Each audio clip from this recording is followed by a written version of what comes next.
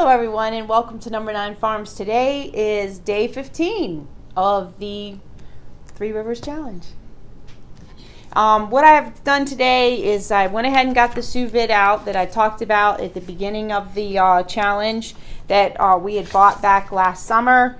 Thanks to our buddy Brian at the farmer's market, because I had been looking at one for a long time and he finally convinced us that it was definitely a good choice. And the one I bought here, I got the box right over here, but what we did first is we took all our honey out of our we have a warming blanket for our honey. So I've seen before on some videos when people say they didn't know what to do with their honey and stuff, they wanted it put in little jars. Well, we had a lot of honey and we have a warming blanket, and we've had this warming blanket probably since about 2014. And not long after we got it, it did stop working, but the company replaced it. Yep. And even paid for the shipping and all we had to. Yes, so it's definitely a good company to work with. It's called a Warm Guard. Exactly what it says it is, Warm Guard on there. But we got that. Just had to keep your receipt, you know, if that. But this one has done really well. We kept out a few honeys here for this, but a lot of it was crystallized, which is a normal process. That means you have real honey. A lot of people ask me all the time why the honey is crystallized, and they give me all kinds of answers. I've been selling at the farmer's market for so long that I know I've heard everything. All right, guys, so I just wanted to show you it comes with a very simple direction. So basically this one, you push the M and then you go ahead and set your your temperature. And then once I put it at 104 degrees, because with honey, you want to think about it's 110 degrees out, just an example, 105 degrees, whatever the temperature may be. That hive in there is only going to get so hot. So you want the properties start degrading after 104 degrees usually, because the temperature inside, the bees would be fanning their wings, cooling the honey as fast as they could, because they don't want this honey to spoil. And it just starts, I've always heard it for many years. I've made a lot of infused honeys. You never want to heat your honey unless it's to 104 degrees, and that's when it should turn back to liquid. But it may take a long time. You can do it on the stove, and you've got it in your glass jar. Just make sure that you want to have your honey the same temperature as the water is when it starts. Don't put your cold jar in that hot water, and do it gradually. Do it as slow as you can, because and don't ever put it in the microwave.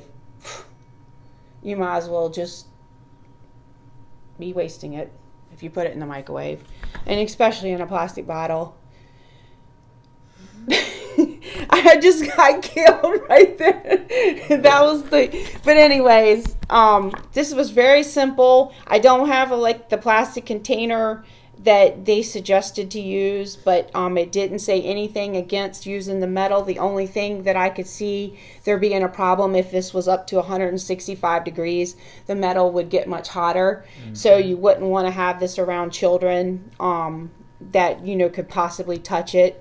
That's the one thing I could see. But then when it's plugged in, you never want to stick your hand in the water, because if there was a shortage or something, it would just be like a toaster, and you would not want to do that.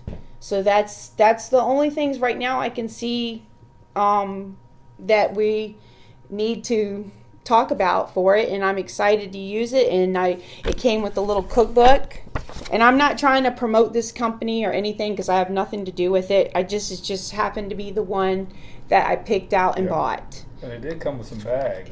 Yeah, it came with some bags here that were reusable. Yep, and it comes with a vacuum pump that's in there. Yeah, right here for the bags.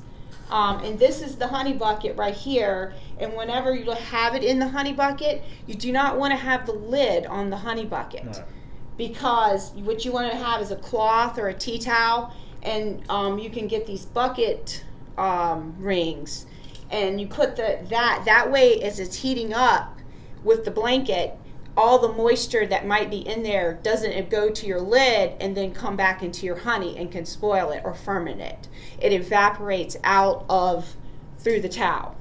So that's another thing that you want to, if you decide to put your honey in a bucket, because I know a lot of people, when they're buying honey from Azure, they buy a gallon.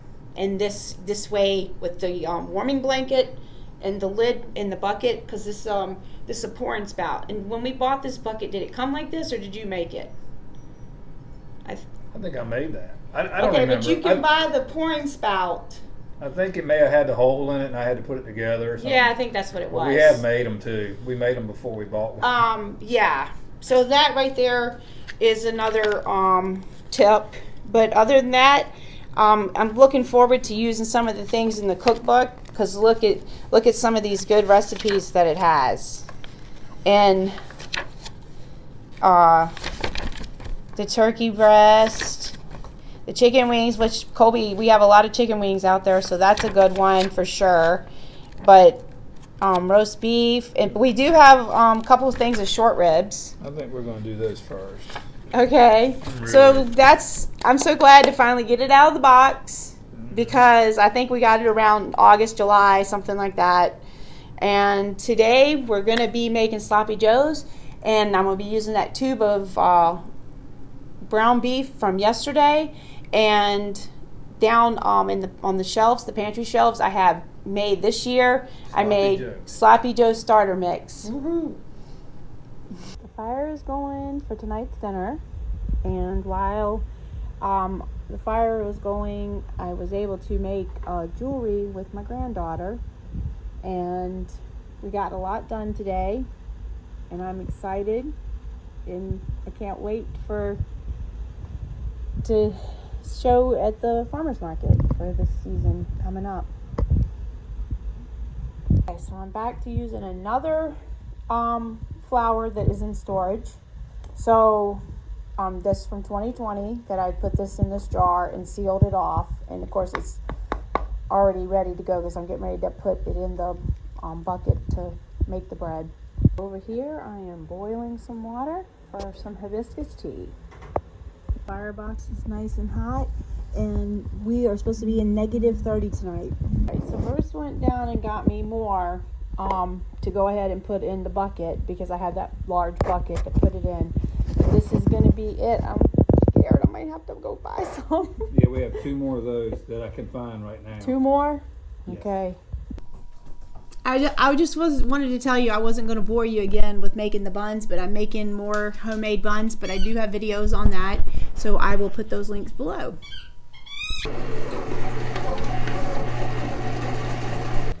Alright guys, so I got the hibiscus flowers, and all I'm going to do is put in 2 cups here.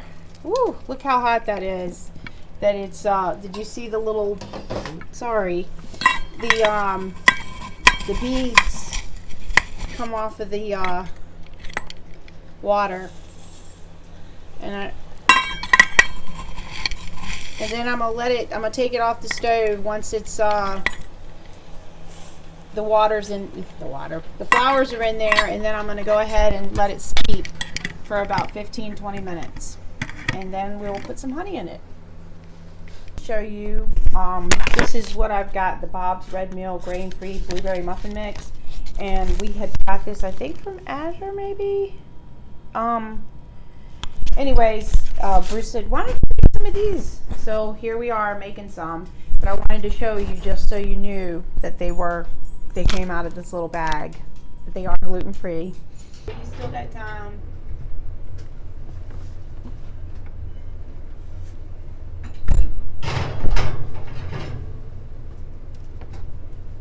Okay, we're up to about 320. So I've kind of created a one-pot wonder here. I had this still left in the refrigerator, which is actually expired December something, the end of December. So anyways, it's amazing that it's still edible. And the Alaska salmon burgers, which we got with Cody one time at, and this is all that's left at Costco. And then I have our potatoes from last year, and this is some of the French fries left. So I went ahead and just threw those in, and the pesto. So that's what's in there with a little bit of oil, and I'm gonna put a few little seasons on top, and I'm gonna put that right on top of the Pioneer Princess. All right, so we're definitely up to temperature. I've got a light here so you can see inside. Woo, that door is so heavy. But the muffins are looking really good.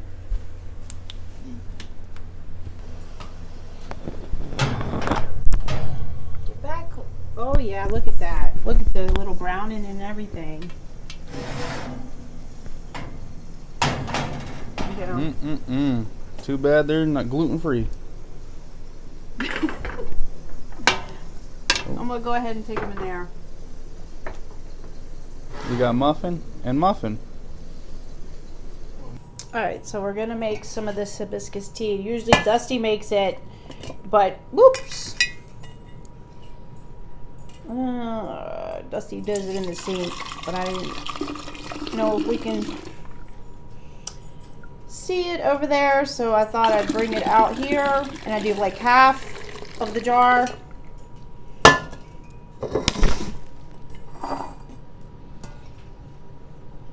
And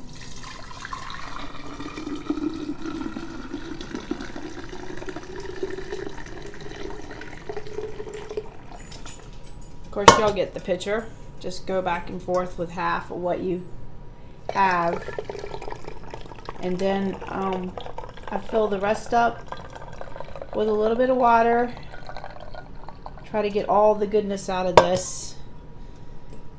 And we put usually about a half a cup of honey in each jar, but sometimes I think Dusty puts a little more.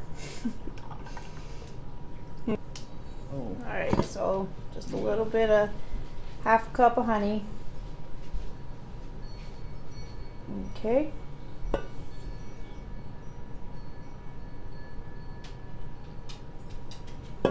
And that is it. Oh, that time I went over. And then fill the rest up with water and stir it. And yummy, yummy.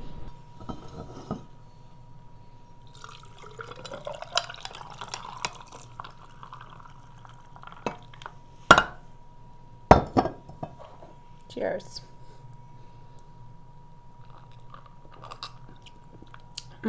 So good. Alright, so we got the dough ready for the buns. And I've showed this a lot of times, so I'm not going to bore you with it anymore. But I just roll it out in a log, kind of like that, if you can see. And then I just cut out, usually like 8.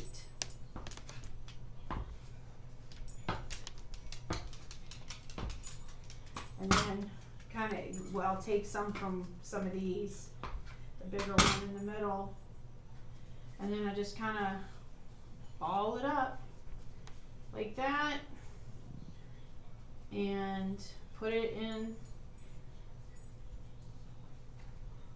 like that, and then put it on the tray here. I have some parchment paper down.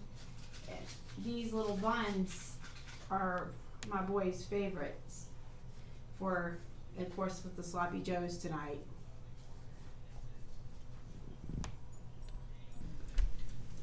The buns look good, ready to rise now. I cooked all of the ground beef on top of the Pioneer Princess, and it's just done really well. Now it's a little bit cheaper grade of meat, that's why it has a lot more grease. So I'm going to be going in and draining this, and then using some of this meat for the sloppy joes. The one pot wonder came out. Almost right at a little over $3.75 for the buns. Alright, the buns are going now in the Pioneer. Egg white wash and what's it called again? Oh, everything bagel seasoning. So I'm getting some of this sloppy joe starter. Oh my goodness. So delicious smelling. And I loaded it up with some peppers and onions. Yes, you did. But I was truly blessed this summer with all my peppers and my tomatoes. And the tomatoes, everything, just Yeah, amazing. so I had I think we could use maybe one more because they definitely like it sloppy. That's why we call them Sloppy Joe. So, but just think how easy this is to have this Sloppy Joe starter right on your pantry shelf. Already made. You can't beat that, can you? No, this.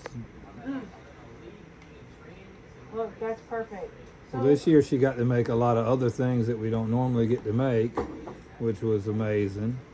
Yeah, which really helped us. helped Yes. fill the pantry up for this year and probably the rest of next year. But look at that. Come in closer, Bruce. Okay. Oh my God. I hope y'all can see it good. I hope so too. All right. Look at the buns cooking.